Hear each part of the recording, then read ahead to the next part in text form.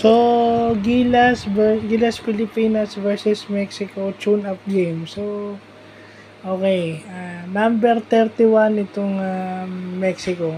So, isa to sa mga malalakas na team o yung ito yung nakikipagsabayan sa Team USA sa Tournament of the Americas. Although tinatalo naman sila ng USA kasi obviously USA yun. Pero hindi makakailang may ibubuga tong team na to. Nagkataon lang na talagang malakas yung kalaban nila yung USA. At dahil lagi nila nakakalaban yung USA, natututo silang maglaro ng tamang basketball. Yeah.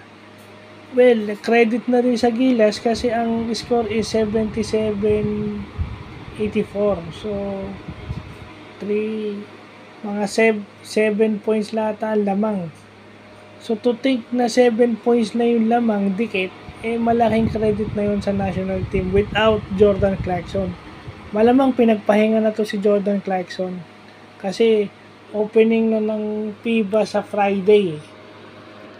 Yung opening game nila against Italy is set on August 25 no Friday. So pinagpahinga na itong si JC in preparation for that.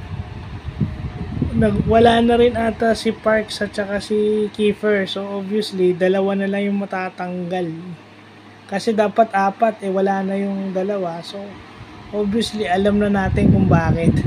Alam na nilang hindi sila makakasama sa Final 12.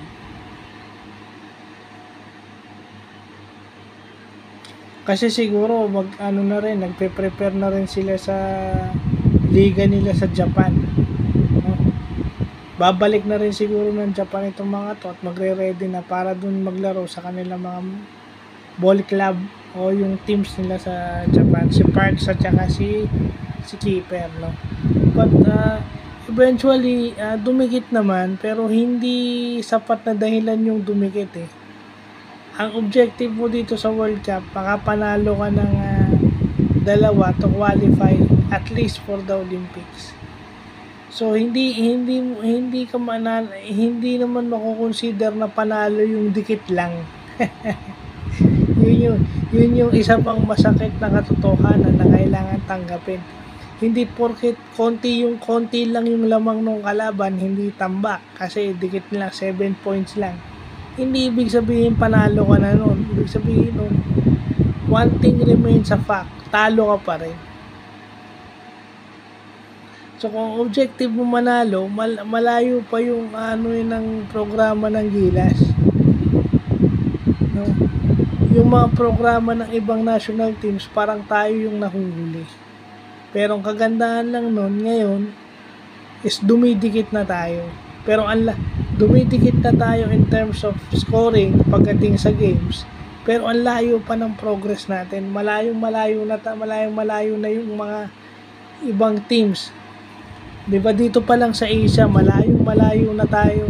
Malayo pa tayo doon sa ibang mga teams dito sa Asian region. Siguro sa Southeast Asia tayo yung pinakamalakas. Pero yung ibang teams yung ibang region sa Asia is nag-i-improve eh. Malayo pa yung progress nun. Hindi naman porket malakas ka sa Southeast Asia, expected mo na malakas ka na sa buong Asian region pa lang. Okay?